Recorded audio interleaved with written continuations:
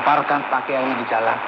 Ada pula yang memotong ranting-ranting dari pohon-pohon dan menyebarkannya di jalan. Dan orang banyak yang berjalan di depan Yesus dan yang mengikutinya dari belakang berseru katanya, Hosana bagi anak Daud, diberkatilah dia yang datang dalam nama Tuhan.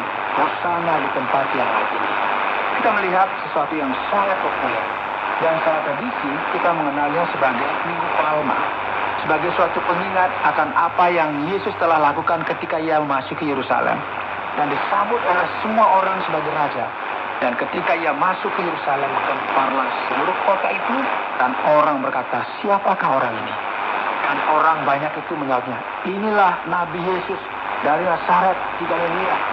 Meskipun kerumunan banyak orang ini menyambutnya dengan sukacita dan kegembiraan yang luar biasa ketika ia masuk ke Yerusalem, orang banyak itu hanya mengenalnya sebagai siapa?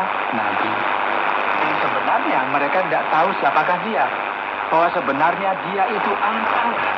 Karena ayat 12 berkata, lalu Yesus masuk ke bait Allah dan mengusir semua orang yang berjual beli di halaman bait Allah. Ia membalikan meja-meja penukar uang dan bangku-bangku pedagang berkati. Ia marah dengan tingkah laku mereka dan berkata kepada mereka, ada tertulis, rumahku akan disebut rumah doa, sebagaimana dituliskan dalam kitab Yesaya pasal 56. Tetapi kamu menjadikannya sarang penenun. Dengan demikian Yesus menolak perdagangan yang terjadi di bait Allah dan ia melakukan apa yang disebut sebagai penyucian bait Allah, mengukuhkan, menjadikannya sebagai suatu tanda, membuatkan bahwa bait Allah ini akan menerima penghakiman yang dari Allah dengan cara dirubah. Jadi firman Tuhan ini kemudian berkata, tetapi ketika imam-imam kepala dan ahli Taurat melihat mujizat-mujizat yang dibuatnya itu dan anak-anak yang berseru dalam bait Allah, Hosana bagi Daud, hati mereka sangat jengkel. Lalu mereka berkata kepadanya, engkau dengar apa yang dikatakan anak-anak ini? Kata Yesus kepada mereka, aku dengar. Belum pernahkah kamu baca? Dari mulut bayi-bayi dan anak-anak yang menyusu, engkau telah menyediakan puji-pujian. Firman Allah kemudian menuliskan tentang pohon ara yang dikutuk. Yesus dilulukan, namun ditolak pada saat yang bersamaan. Matius pasal 21 membuatnya lebih jelas sekarang. Pada pagi hari dalam perjalanannya kembali ke kota, Yesus merasa lapar. Dekat jalan dia melihat pohon ara, lalu pergi ke situ, tetapi ia tidak mendapat apa-apa pada pohon itu selain daun-daun saja. Tanya kepada pohon itu, engkau tidak akan berbuah lagi selama-lamanya. Dan ketika itu juga keringlah pohon ara itu. Melihat kejadian itu, janganlah murid-muridnya yang berkata, mana mungkin pohon itu sepenuhnya menjadi kering? Yesus menjawab mereka, aku berkata kepadamu, sesungguhnya jika kamu percaya dan tidak bimbang, kamu bukan saja akan dapat berbuat apa yang kuperbuat dengan pohon ara ini, tetapi juga jikalau kamu berkata kepada gunung, beranjaklah dan tercampaklah ke dalam laut, hal itu akan terjadi. Dan apa saja yang kamu minta dalam doa, dengan penuh kepercayaan, kamu akan menerimanya. Jadi sebenarnya tujuan dari hal ini dan dari penyucian bait Allah adalah untuk menunjuk kepada penghancuran yang akan terjadi pada bait Allah. Pohon ara merupakan lambang bangsa Israel. Dan hal ini merujuk kepada penghakiman yang akan datang kepada pohon ara ini yang merupakan lambang dari bangsa Israel. Dan kini, sebagaimana kita melanjutkan realita yang terjadi pada Yesus, yaitu dilulukan pada waktu yang sama.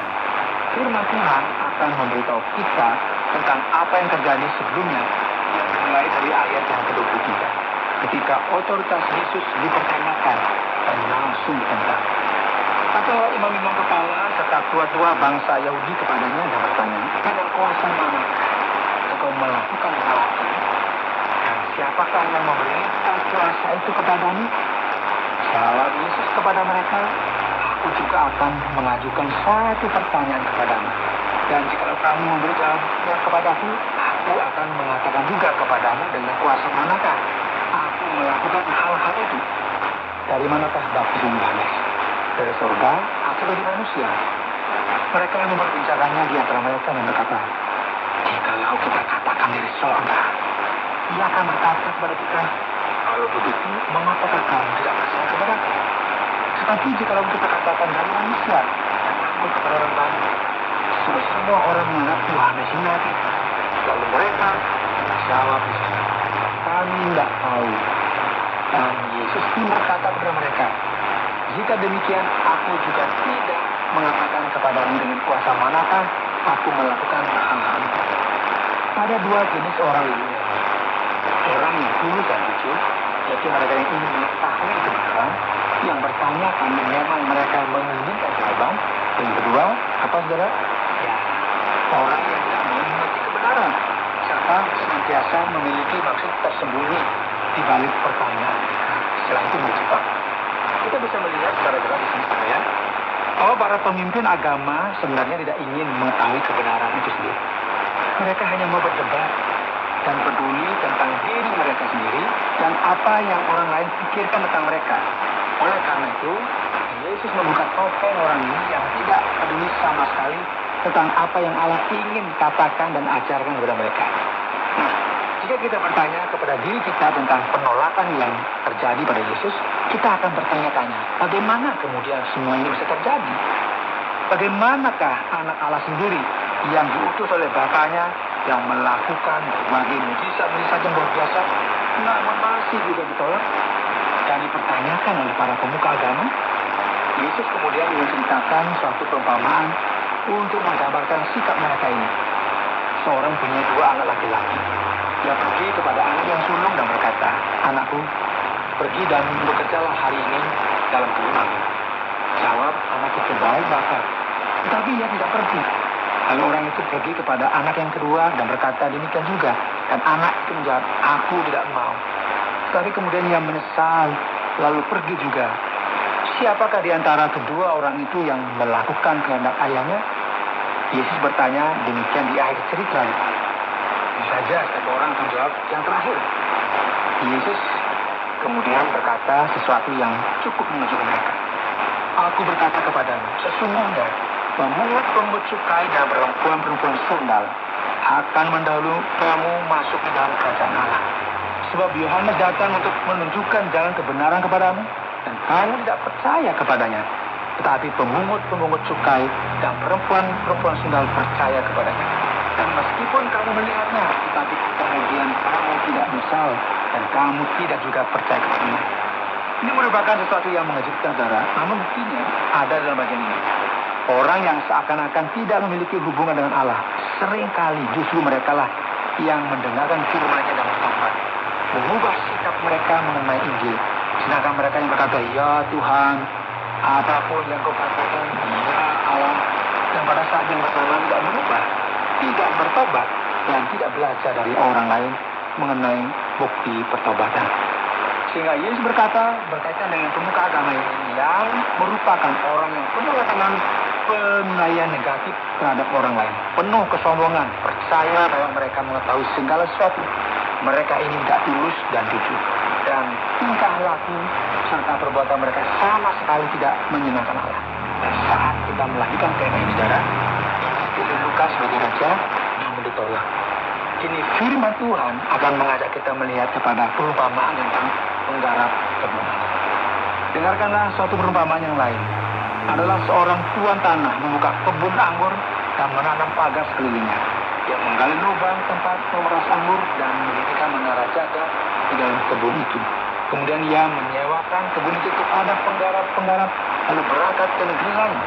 Ketika hampir tiba musim petik, ia menyuruh hamba-hambanya kepada penggarap-penggarap itu untuk menerima hasil yang menjadi bagiannya. Tetapi penggarap-penggarap itu menangkap hamba-hambanya itu. Mereka memukul yang seorang, membunuh yang lain, dan melempari yang lain pula dengan batu. Kemudian Tuhan itu menyuruh pula hamba-hamba yang lain, lebih banyak daripada yang semula. Tetapi mereka pun diperlakukan sama seperti kawan-kawan mereka. Akhirnya, dia menyuruh anaknya kepada mereka. Katanya, anakku akan mereka sekali. Tetapi ketika penggarap-penggarap itu melihat anaknya itu, mereka berkata orang kepada lain, dia adalah ahli waris. Mari kita bunuh dia, supaya warisnya menjadi milik kita. Mereka menangkapnya dan melemparkannya keluar kebun anggur itu, lalu membunuhnya. Maka apabila tuan kebun anggur itu datang, apakah yang akan dilakukannya dengan penggarap-penggarap itu?